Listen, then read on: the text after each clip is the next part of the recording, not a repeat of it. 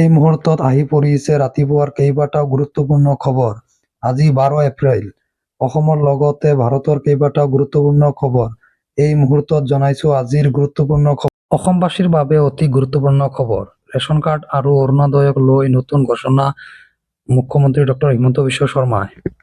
ডাঙৰ পৰিয়াল থকা প্ৰতি ঘৰে পাব 2খন ৰেচন কাৰ্ড আৰু পৰিয়ালত মহিলা অনুযায়ী প্ৰদান কৰা হ'ব অৰুণোদয়। এটা ডাঙৰ পৰিয়ালে লাভ কৰিব পাৰিব 2টা অৰুণোদয়। এতিয়া আপোনালোকক দিবলৈ লৈছো দ্বিতীয়টো ডাঙৰ খবৰ।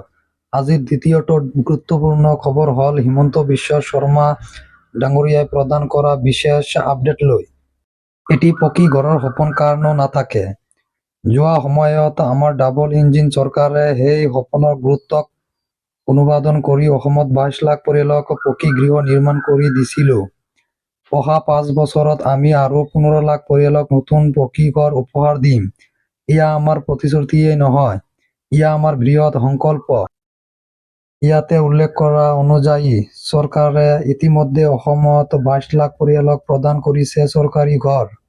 লগতে যিসকল মানুহে এতিয়ালৈকে চৰকাৰী ঘৰ পোৱা নাই, সেইসকল মানুহৰ বাবে এতিয়া উল্লেখ কৰিছে যে আকৌ যদি বিজেপি চৰকাৰ আহে তেন্তে আগন্তুক 5 বছৰত আকৌ 15 লাখ মানুহক নতুনকৈ চৰকাৰী ঘৰ প্ৰদান কৰা হ'ব।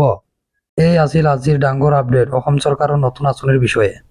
ভিডিঅ'টো ভাল লাগিলে লাইক, শ্বেয়াৰ আৰু ছাবস্ক্ৰাইব কৰিবলৈ নাপাহৰিব।